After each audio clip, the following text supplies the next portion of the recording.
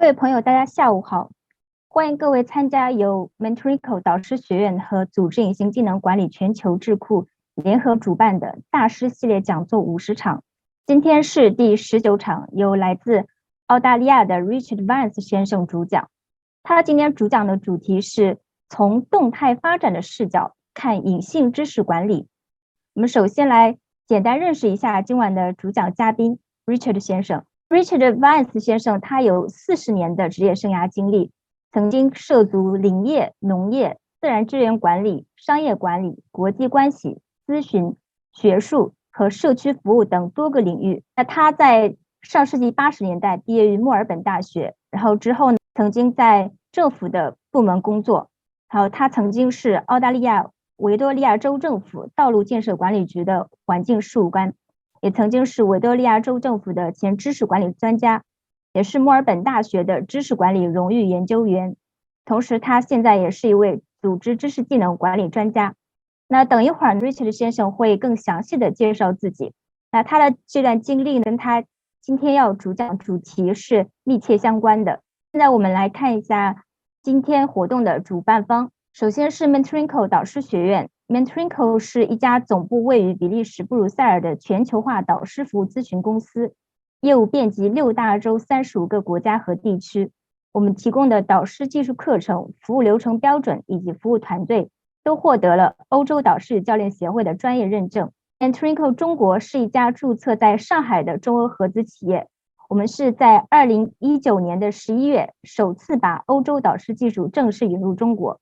那组织隐性技能管理全球智库 GO-TKM 是一家注册在比利时布鲁塞尔的非营利性国际智库。那智库的宗旨是在推动组织隐性技能管理在全社会的运用，推动人类的高效率学习。好，现在有请我们的演讲嘉宾。Now let's warmly welcome Mr. Richard Vance. My name is Richard Vines, and I'm delighted to be part of the global organisational Tacit Knowledge Management webinar series. The title of my talk today is Tacit Knowledge Management or Tacit Knowledge Movement. I have 2 wonderful children. I found it extremely difficult in my life to think about being able to manage my children. I was intimately involved with their movement, both their physical movements, but also their movements in terms of learning and growing as human beings. And I want to encourage us all to think about this idea more deeply in the content of this presentation. I'm not necessarily suggesting that the brand name of this think tank be moved away from Tacit Knowledge Management to Tacit Knowledge Movement. But I'm asking that we think about, firstly, who am I? Well, I trained as a forest scientist and graduated in roughly 1980 and subsequently trained also in business administration, finishing that in 1990. And in those 40-odd years, I've had a diverse career in forestry, agriculture, natural resource management, business management, international relations, consulting, academia, and community services. So I've had an interest in trans-disciplinary and interdisciplinary work practices at practical, theoretical, public policy and business management levels. Currently, I'm an Australian based in Canberra and I retired from full-time work in 2022.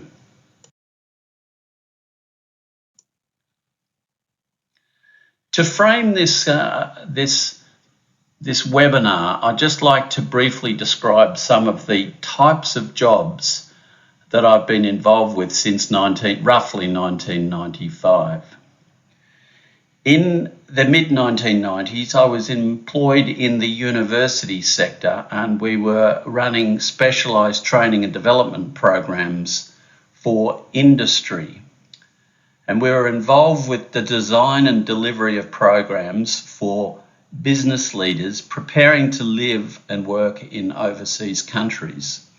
And the focus was on assisting these managers and their families to learn about and embrace working in unfamiliar contexts. From 2000 to 2006, I had a very significant change, and I was working in the print and publishing industries. And I was involved in the management of a $48 million national grant program to sponsor innovation initiatives across the country. So I was involved here with innovation around content creation and workflows in Australia's book publishing industry. And this type of innovation was relevant to all types of content creation and the deployment of content to audiences and users as readers. In 2006 to 2010, roughly, I then had another significant change where I was involved with delivery of programs in the community services sector. And I became a knowledge broker involved with generating stronger connections between university researchers, policy representatives, and those that delivered services on the ground. For example, social worker, practice innovation, and delivering services to families at risk.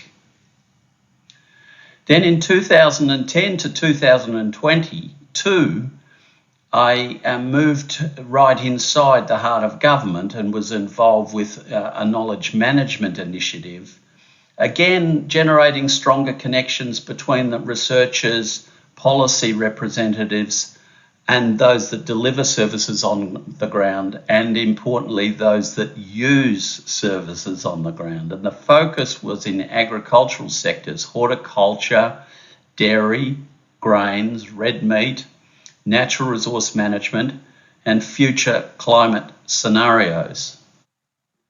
So one can see that perhaps my career has been about trans-disciplinary knowledge, might be also interdisciplinary knowledge.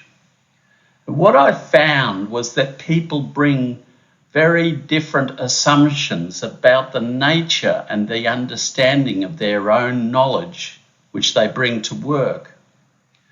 And what I observed was a tendency of what I've described as epistemic confusion. And by epistemic confusion, I mean that people talked across each other. They didn't necessarily know how to co-create services and ideas together. And I hadn't realised, and it was only through experience that I observed that some of this type of confusion can cause a great deal of fraudness in workplaces. So I decided I'd do something about this, and so in my own time, to a large extent, at my own initiative and my own time, I researched the nature of personal, social, organisational and societal knowledge. And I began to publish materials drawing on ideas from 20th century philosophers such as Michael Polanyi, Karl Popper and many others.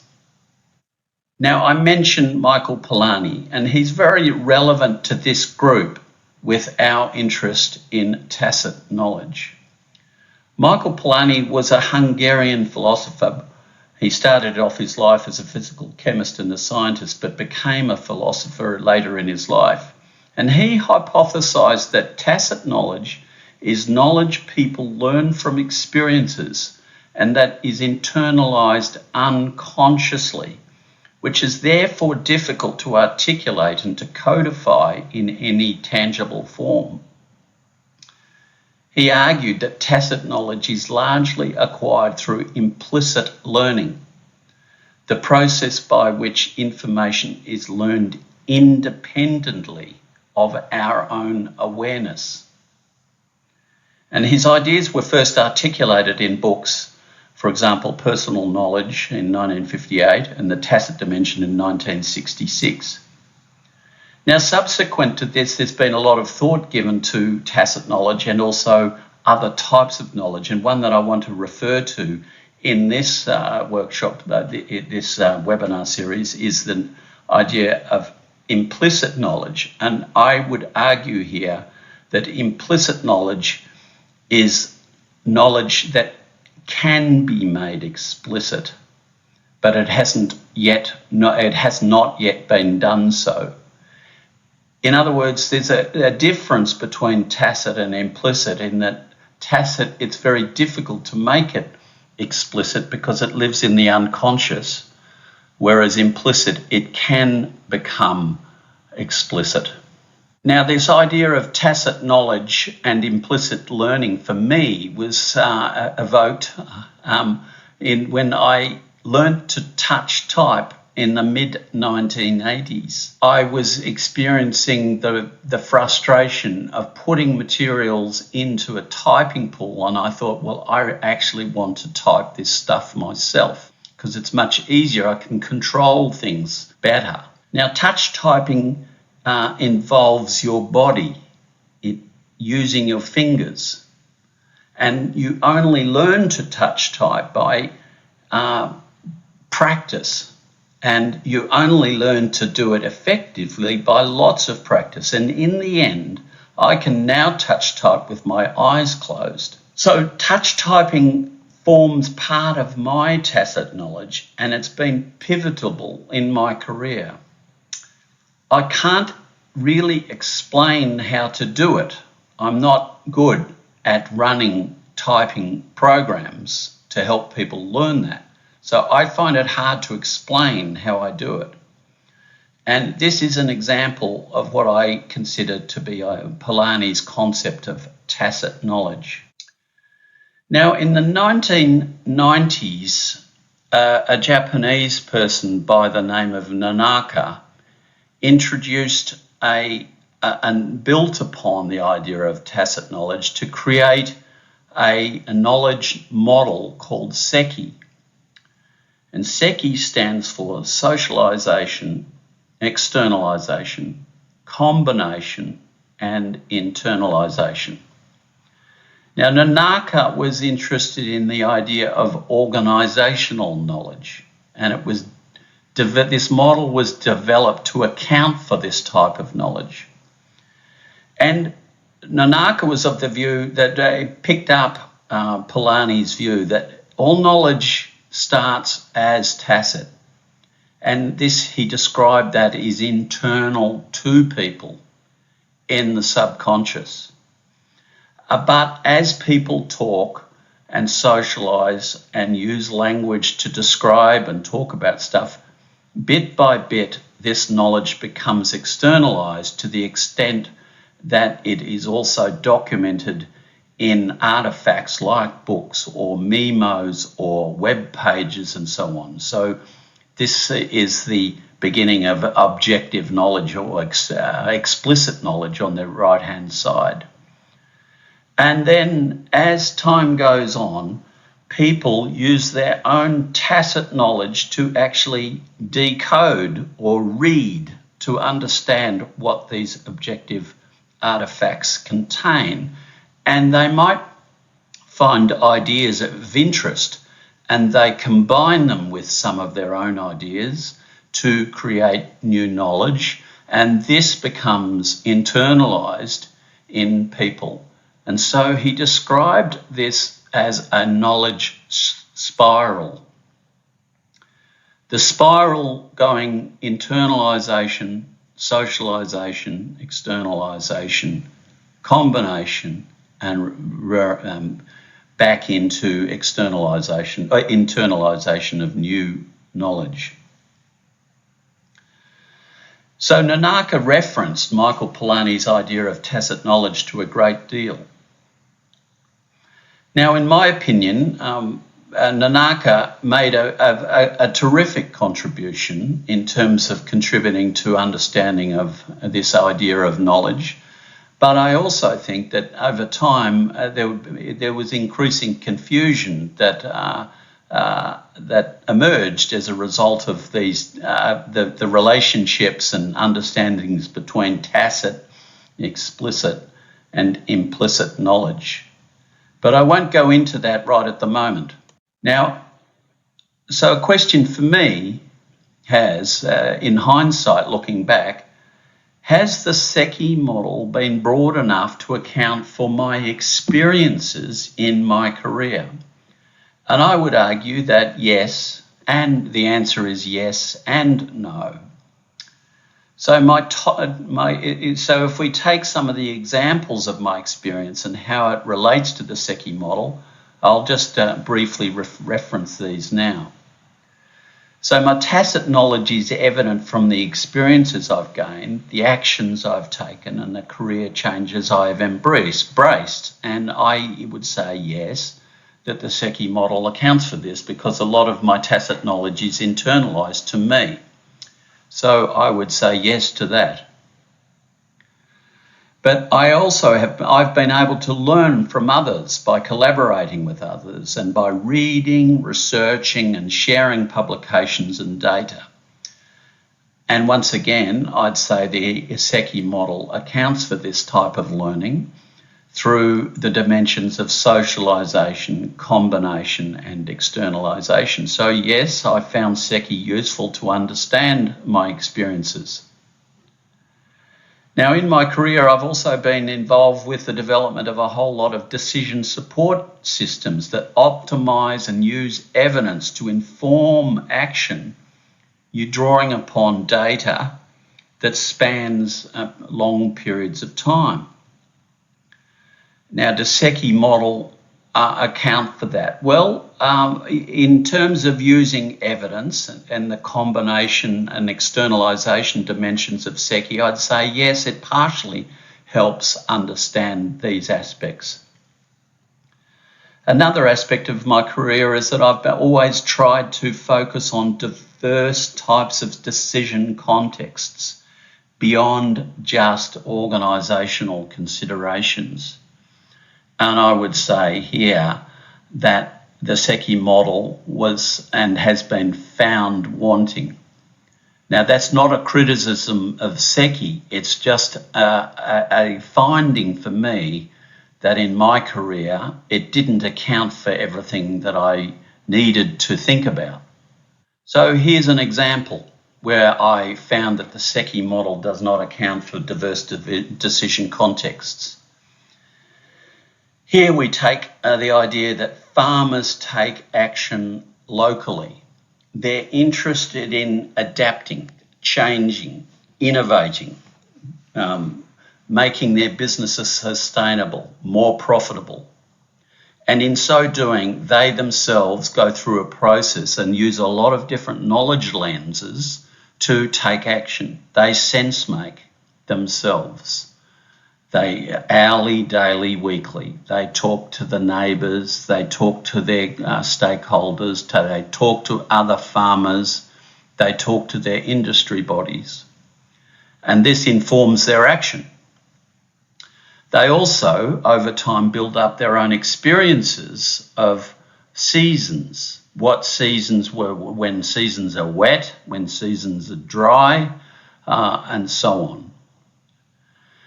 They also are able, perhaps, to draw upon funded research findings that government or other organisations implement, and those organisations take the findings of their research and try to optimise the evidence of what works well in the world and feed it into the farmers to help them take action. And these programs might be funded over a 3 to 5 year period. And finally, I've experienced the use of modelling, using long-term climate data and other multiple types of other data, soils data, soil moisture data, and all sorts of different types of data, putting them into what are called biophysical models that relate to, for example, the grains industry or the dairy industry. And that also is collated and used to optimise evidence to try and inform farmers about what type of decisions that would best suit them. So the idea of SECI and its focus on organisational knowledge doesn't account for these diverse decision contexts. Another example here is not just when the individual farmer is the decision maker, but that there are whole communities of interest. In other words, those that have joined together to want a solution to a problem to be defined. And so you have a particular problem context. An example might be a whole lot of farmers gathering together collectively to explore the challenges of what the reduction in the number of season growing days that occurred might be through climate variability or frosts occurring and so on. And these communities of interest are trying to build their own adaptive capacity to respond to these changes. Now, in terms of the supply of the solutions to the problem, this can involve a community of practice, people with research capabilities who collect data, who are involved in building models to make predictive to build predictive models that feed into to optimise what type of choice might be made. Now, these types of communities of interest and communities of practice collaborate together, and they draw on complex network of sensors. It might be soil moisture sensors. It could be drones running to identify patterns at the small level, landscape level, or satellite images. And all of this data is fed into trusted digital repositories that feed in to this problem-solving framework. Now, what I'm describing here is what I want to just refer to as an emerging socio-technical system, whereby it's both people and technology and technical knowledge combined in complex ways to help solve problems. And whilst the SECI model might refer to the dimensions of combination and externalization and so on, the complexity of this builds up very quickly, and so the simplistic nature of the SECI model was not something, has not proved helpful to me. So I now, through my career, I now see and believe and advocate that developing adaptive capacity, in other words, the ability to take up, to change, to embrace new things, to either innovate, to create new business opportunities, or to reduce costs, or to respond to some external calamity. This idea of adaptive capacity, this is characterised more like a double helix than a spiral. So over here you have these problem contexts. And Polanyi's idea of tacit knowledge suggests that there's a form of self-ignorance about the nature of those problem contexts. And I'll come to this idea in a subsequent slide.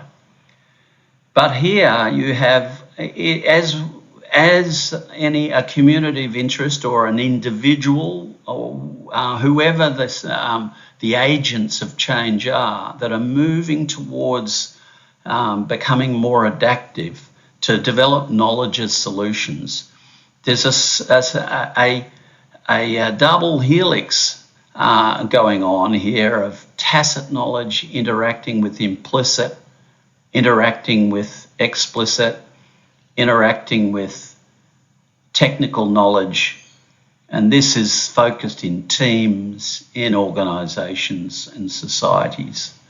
And over time, the solutions to problem emerge, but at the same time, over time, there are a whole lot of system constraints that prevent or hinder the implementation of relevant solutions. Now, tacit knowledge pervades the realm of all of these social and technical systems. So tacit knowledge is embedded in and is hidden often in these socio-technical systems. So I now want to just return to Polanyi and say why I agree with the aspects of Polanyi's perspective. And this is the idea of the tacit knowledge paradox. So Polanyi's paradox is that the theory that human knowledge of theory of human knowledge of how the world functions and our own capabilities to a large extent are beyond our explicit understanding. And this is a form of self-ignorance because there's so much in our unconscious world that we aren't able to manifest, to make explicit. So if this is how we understand tacit knowledge, by definition, it's beyond our explicit understanding and represents and does represent this form of self-ignorance. Then the question that I ask is, how and why should we manage it? So this is the underlying reason why Polanyi's paradox is the reason why I'm suggesting a change in emphasis or a change in perspective from what I call tacit knowledge management to tacit knowledge movement. Movement implies that we're interested in creating the conditions for some tacit knowledge to move into implicit and explicit manifestations. And I want to highlight here that we should not get caught up in the strict definitions of each of these. To create distinctive boundaries between these ideas of knowledge, in my opinion, while helpful to help us, guide us as to what we should do and what the actions we should take, we shouldn't get bound up in the strict definitions between the two, because in many ways they merge into each other in ways that are very difficult to actually explain. So movement implies also that tacit knowledge can be moved when people move in their jobs. In other words, tacit knowledge is embodied in individual people. So when they move in their jobs, tacit knowledge is moving. Movement might also imply that we're establishing a movement of people with interests in tacit knowledge. But anyway, in all of the cases, this phrase movement, in my opinion, is consistent with the insights of Michael Polanyi had about tacit knowledge. And I might add, and I won't go into this, but there are other philosophers that had significant contributions to make, and one of the ones that I've always had an interest in is Karl Popper. And Karl Popper made a very significant contribution to the theory of explicit and objective knowledge.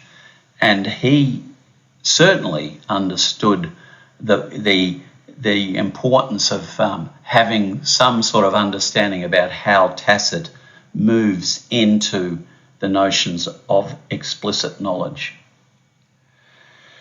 And so what might be some of the practical applications of this idea of tacit knowledge movement?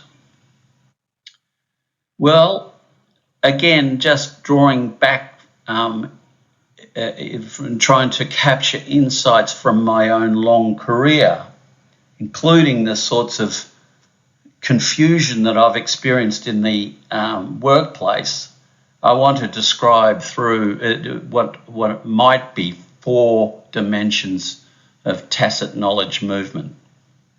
So firstly, I always think that when we're talking about any form of knowledge, we're always talking about a context within which a necessity to act, to adapt, emerges.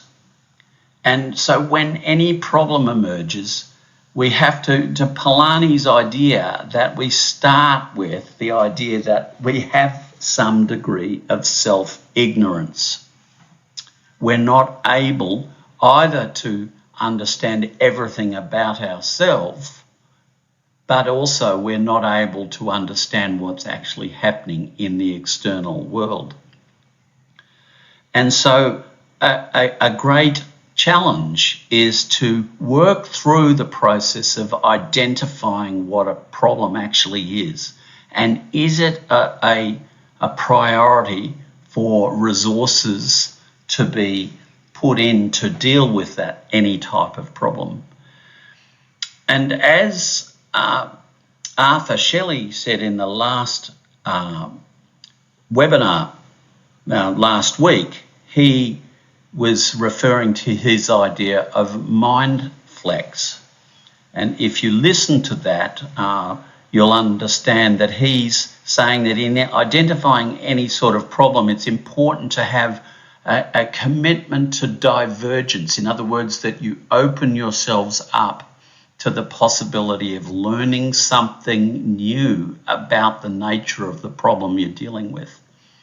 And that over time, as you open up, but you also then come back and realise, well, we actually have to take action here. You choose to, in the end, to take action. So you come in and converge and say, okay, well, this is the problem we're going to tackle. And so then begins a process of what I call intentional action. And so some sort of report might be prepared to say we're going to actually introduce a project and a program to deal with this problem that we're dealing with. And that as the resources are committed to addressing these challenges, that we involve and enrol others, these communities of interests, working with communities of practice to develop collaborative solutions. And once again, you need to be able to have divergent and convergent conversations so that there is this co-creation amongst all of ourselves to move towards this idea of adaptive capacity. Now, I would also add that the 4th dimension that I've put here is that we may spend a lot of resources in developing solutions, and these solutions might be relevant to our own personal lives, or it might be relevant to our work lives or communities or whatever the context is. But as we work towards these hard-earned solutions, that we spend also an effort to strengthen those solutions, to scale them, and to build resilience in the communities to actually embrace the change. Now, of course, as life is never totally straightforward, as you do that, new problems emerge, and so the cycle gets repeated. So I'm moving now towards the conclusion here. So, and the idea here that I just want to throw out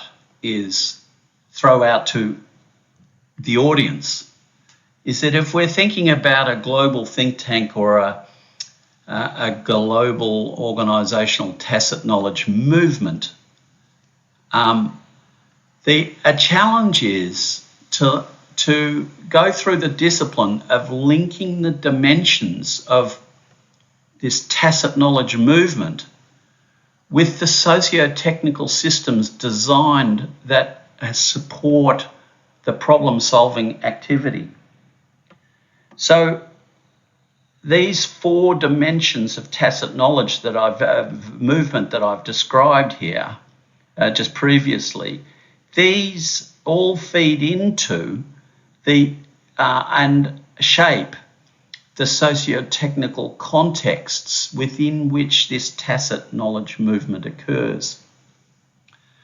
Now, the underlying important point here is, in my view, is that the reason why we're interested in tacit is because always at the heart of this is this commitment to being able to harness and augment human interpretive intelligence. People themselves make choices about their lives. We're strengthening the role of people in our world and in our lives. Now, some of automation is necessarily important, and I'm not in any way arguing against commitments to automation and artificial intelligence. But the struggle and challenge is to always try and advocate that it's human interpretive intelligence and its application somewhere that's so critical to making life worthwhile, to solving problems in practical ways, and to contributing to very tactical challenges and strategic challenges, both at individual, business, community, national and international levels. And I'd conclude here the point I was making about strengthening solutions and building resilience is that all countries at the moment, with very few exceptions, and there are some significant exceptions, but most countries are dealing with very challenging demographic structures in their populations. In other words, there's more older people now in our countries and our nation states than there are younger people coming through the system to drive the economy, to drive wealth creation, and to support the fundamentals of economic life. So this is going to challenge us in very significant ways. And so commitments to automation and artificial intelligence and of these things are likely to become much more in demand as we progress forward. But equally, as we embrace energy transitions, movements away from carbon focused economies to what other types of energies that are built on sustainable practices, we're also experiencing these natural disasters because of the lack of progress in actually moving and shifting away from our carbon-centric economies. And these are having a very significant effect, and Australia has had some serious natural disasters in the last several years. So this idea that tacit knowledge and bringing tacit knowledge into constructions and experiences of building resilience to these types of changes is, I think, a worthy cause for us all. I'll finish there, but if anybody has any interest, most of them are peer-reviewed journal type articles, but these represent sort of the practical person in the workplace trying to reflect on practice related to tacit knowledge, implicit knowledge, and all of the other types of knowledge that makes being human worthwhile. So I thank you for your time, and I'm happy to try and answer any questions that might come up. Thank you, Hi, thank Icy. you, thank you for sharing. And now is the Q&A time. 那大家如果有问题的话，现在可以提问。We have some questions from the audience on other platforms, and our team, my colleagues, are collecting some of them. 我们 Zoom 里面的朋友也可以问。Is a question I put it in the chat box. Thank you for sharing. Could you explain the relationship between personal knowledge and organizational knowledge? When we use the two types of knowledge to benefit both the organization and individuals. 第一个朋友的问题是，就是 Richard 先生他能否解释一下这个个人知识和组织知识之间的关系，以及我们如何能够利用这两种知识，然后让组织以及个人都能从中受益。Well, that's a very good question, and thank you for it. So, organizations are made up of people. Yes, they're made up of buildings and systems and structures, but the fundamental element of their knowledge is people. I'll pause for a moment.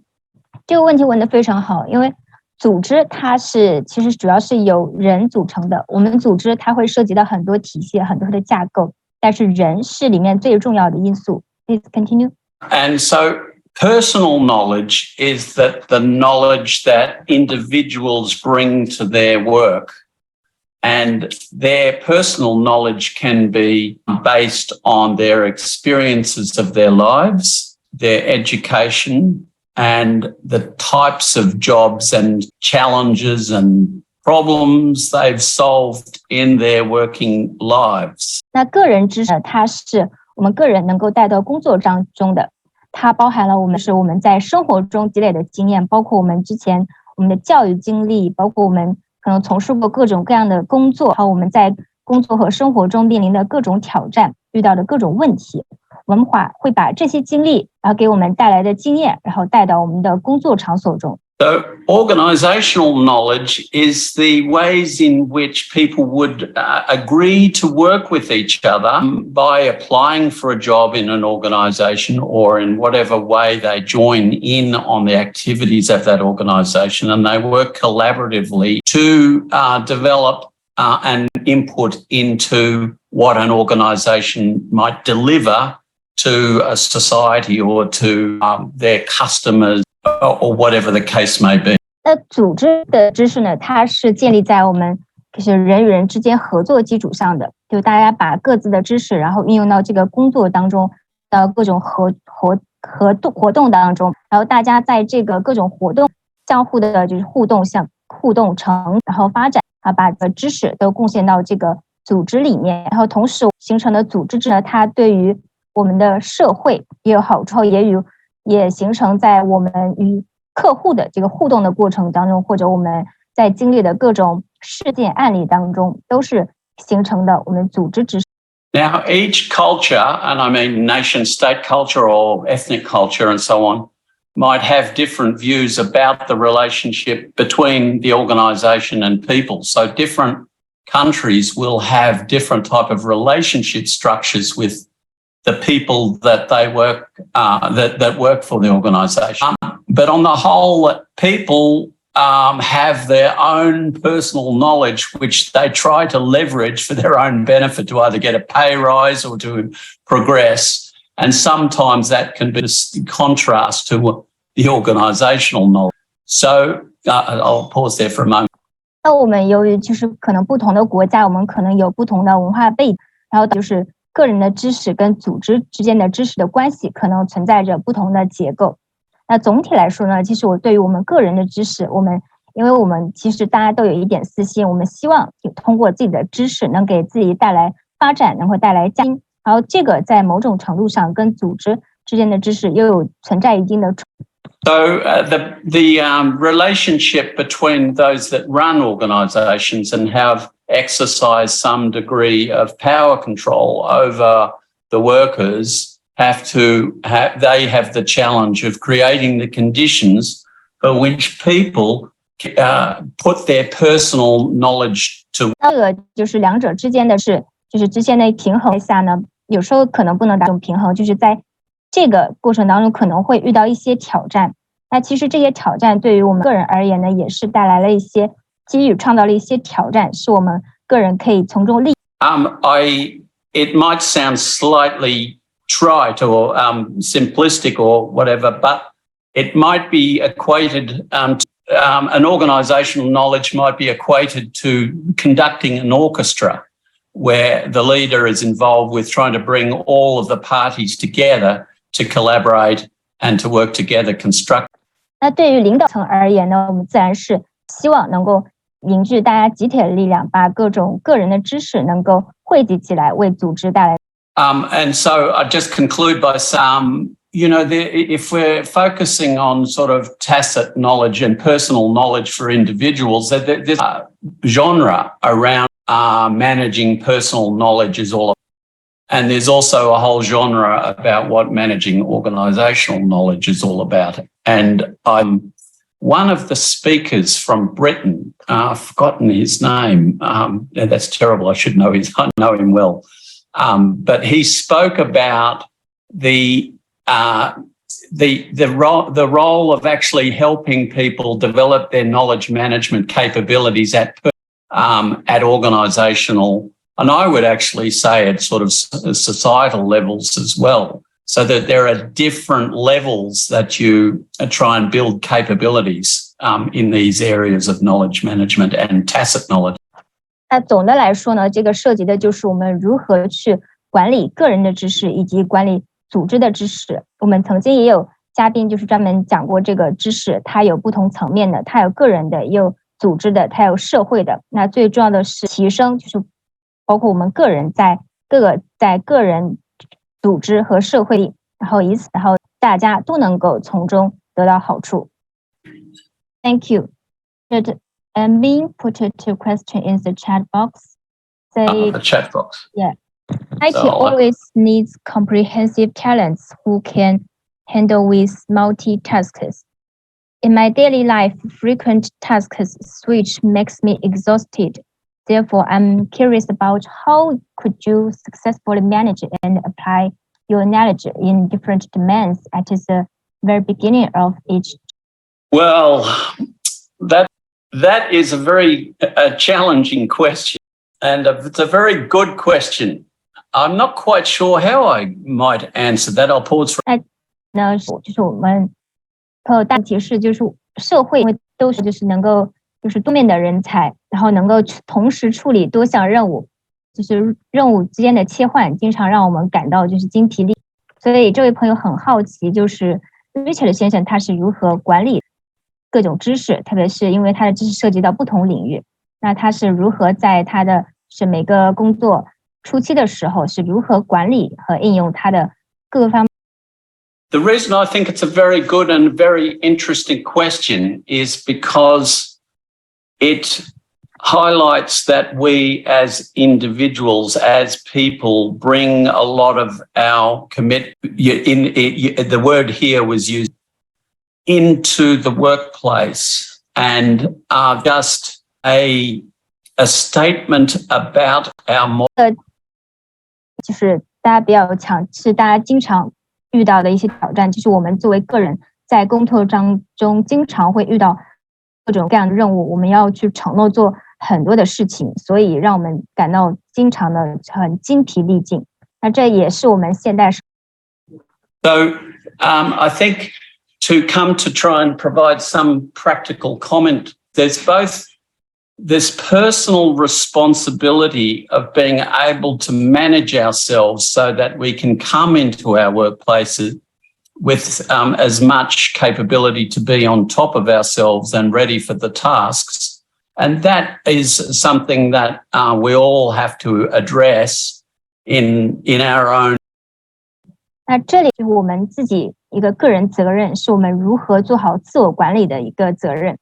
因为在工作当中，它会涉及到就是我们的工作能力，它会对我们的工作能力提出现有的工作能力提出要求，它也可能需要我们在成长，然后能够提升。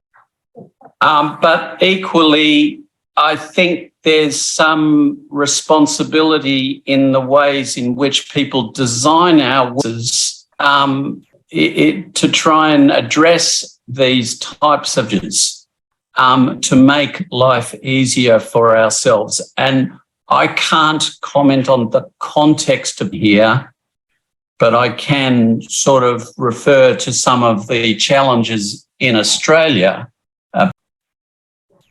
除了刚才我们说的是自我管理的这个责任以外，我们还具备一个就是在工作场所当中，我们能够应对各项挑战的能力，这样才能让我们的生活变得更好。那这里我的情况不评价，然后我谈就是澳大利亚这个在工作场。I don't think it's appropriate for me to go into particular instances of what I've experienced or observed here, but sometimes organisations just keep asking to perform beyond their of a capacity, and therefore, in the context, many people just simply up and move from their jobs because it's beyond, that's the way they deal with the challenge.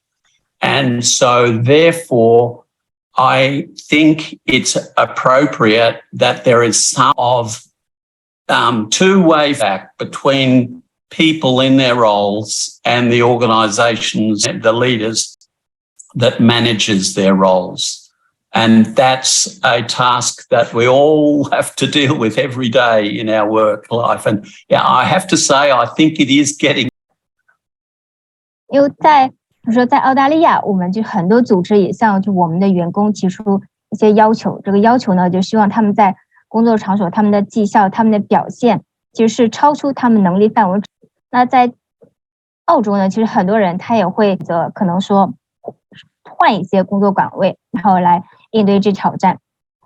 这个呢，其实在工作中我们也是涉及到一个双向的反馈，就是我们作为比如说员工个人以及可能跟组织跟领导者之间的一个双向的反馈，因为这对我们来说确实是一个非常。And I've felt it's a question that I think is very, very relevant to us all, whether we're in China, Australia, or wherever we are. And I don't mean it to leave the question sort of a difficult note, but one of the challenges around changing demographics, where there are less people to do the roles that the society is used to.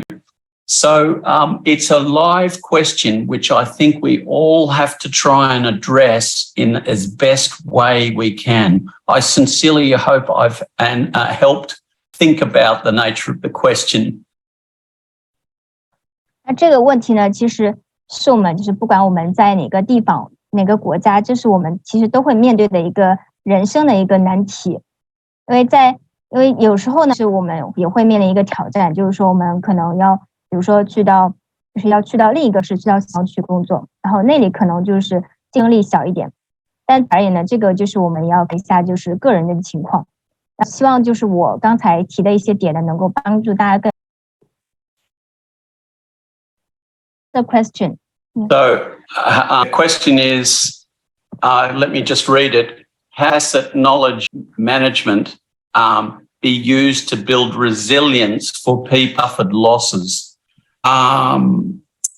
So I'm not quite sure how to interpret that question, whether the question is about losses of people, there's a sort of the loss of people or losses actions due to COVID. I'm not quite sure sorry, so maybe. Yeah, it's people. It's losses of people. Maybe it's the loved people. So the loved ones. Yes. Well, that is a profoundly human, and I respect you for. Let me first state that I respect asked the question, because bereavement and is something that comes up in very expected ways for a moment. 好，那第三个问题呢，是说这个就是隐性知识管理它是如何帮助那些比如可能因为各种灾难或者因为疫情，然后导致了身边爱的人，然后失去了身边爱的人，然后他给他带来了伤痛。那隐性知识管理是如何帮助这样的建立他的复原力的？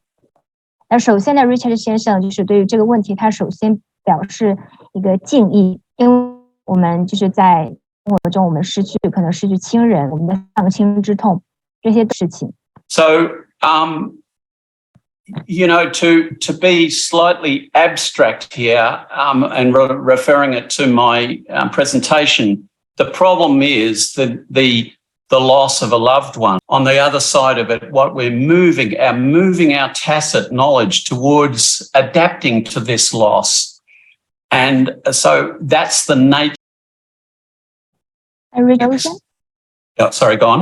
Just to know. Oh. Yeah, is it the nature of the question? Am I back online now? Yeah, please. So let's repeat what I said. So I'm going to talk about the question in the abstract, and then I'm going to I'll let you translate. 那首先呢，就是从比较笼统的这个层面来说呢，就是我们失去了就是我们的所爱之人，然后我们会对于这个问题的本质，我们一个我们的隐性知识，然后讲隐性知识的适应过程，然后让我们来能够去适应我们是个伤痛。So at the abstract level, what we're talking about in my diagrams is on one side, the problem is loss and loss of loved ones, and on the other side is the movement of our tacit knowledge towards this idea.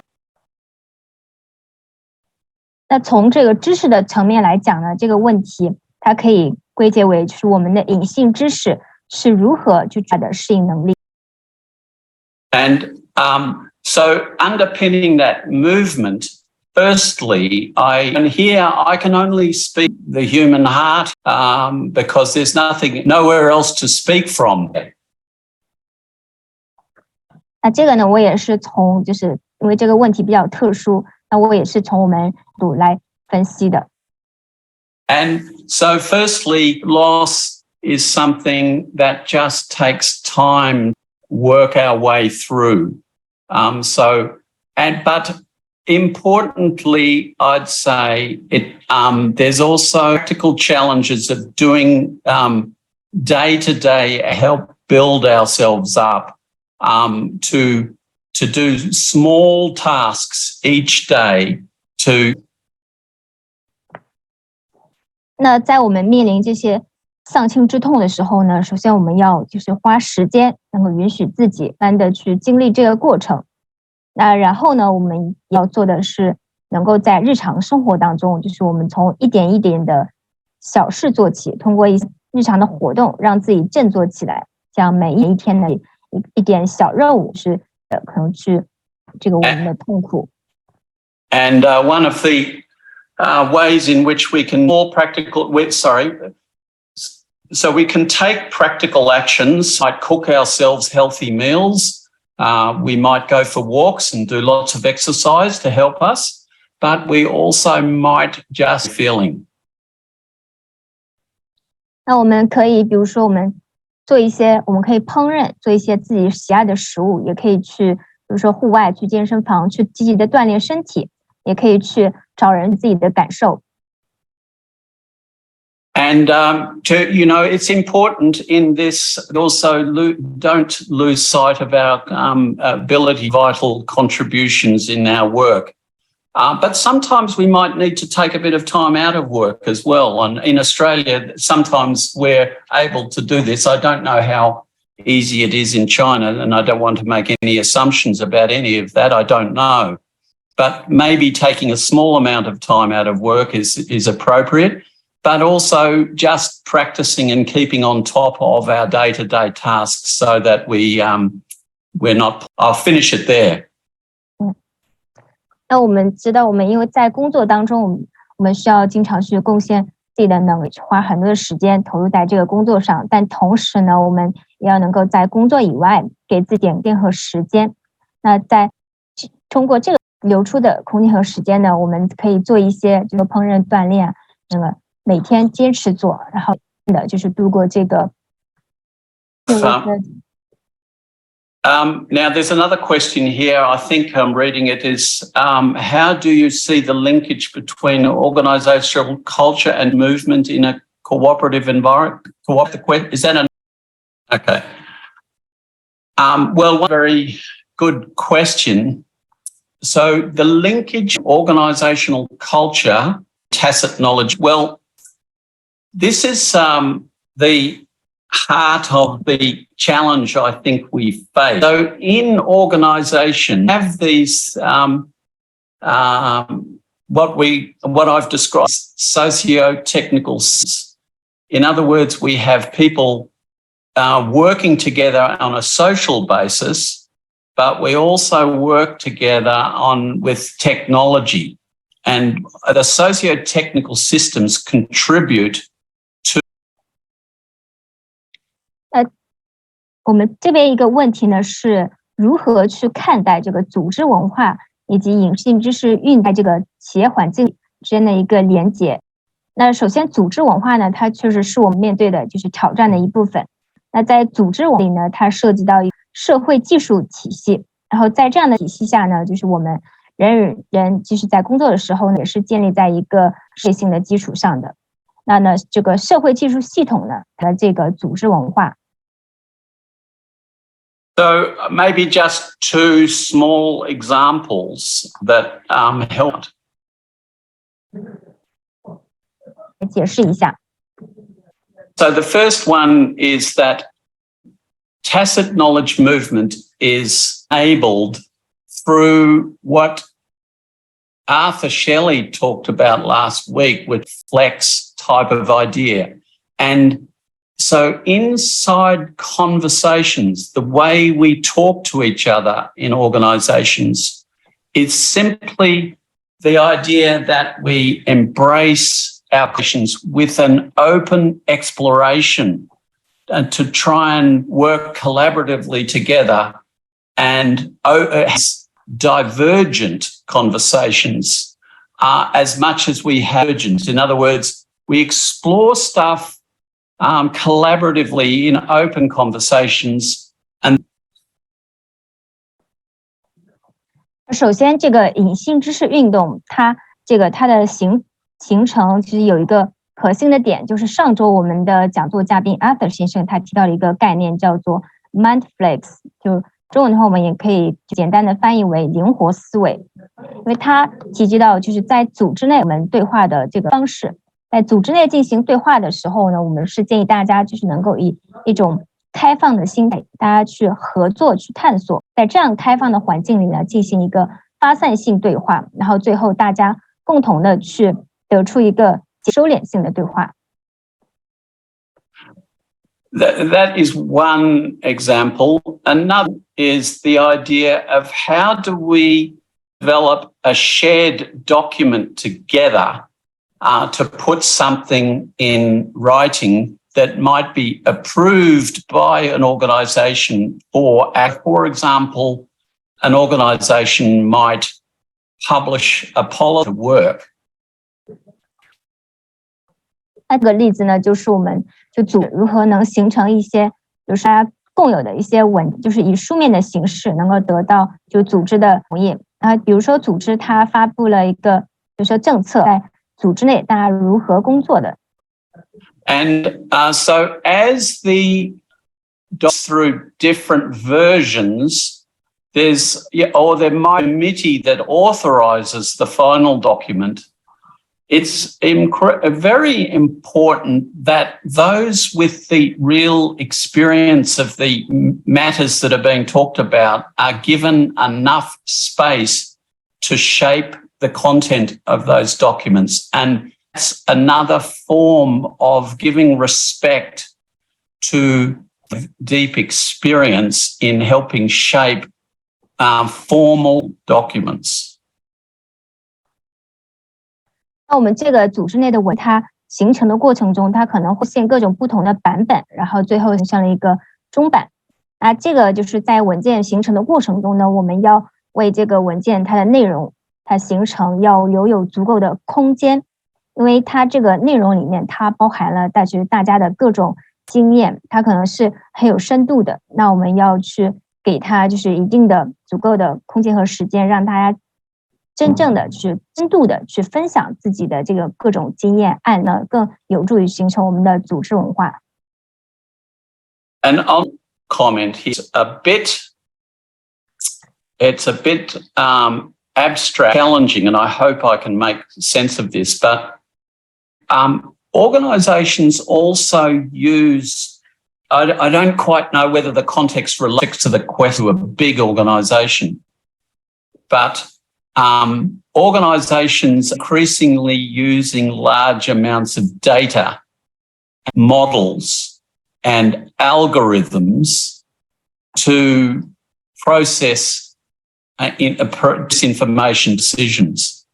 And it's very important to make sure that the design of all of those systems continues to allow people with deep expertise in these areas to critique and understand the algorithm, the data, and so on, so that in the end, the complex decisions are, in a sense, taken out of the hands of those that actually are the experts. So that's an example of another type of example, and I don't. So I'll pause there. 那就最后我提的一点就是我们组织会有一个挑战，就是越来越多的组织大家都会现在运用各种数据、各种模型、算术来处理各种信息，然后再去用来帮助我们做决策。那特别是就是相应的体系过程当中呢，因为我们要确保就是大家都对，比如说对这种算术或者是对专家的知识技能能够有充分的。That's all for today. Thank you very much. Very questions. I hope I did them justice. I think you gave great emphasis. Thank you. And now I will ask the audience to give the feedback for. And thank you for your time to attend our webinar. 非常感谢大家参加我们的讲座，来得到大家的反馈，然后大家可以扫这个下方的二维码。那这个是我们的下期预告，下期预告是在下周一3月1号的8点到9点，是由来自美国的 GO 博士，然后他是美国邮政总局的前知识管理家，是哥伦比亚大学新闻学院的前助理院长，然后他给我们话题是运用叙事策略传承隐性知识。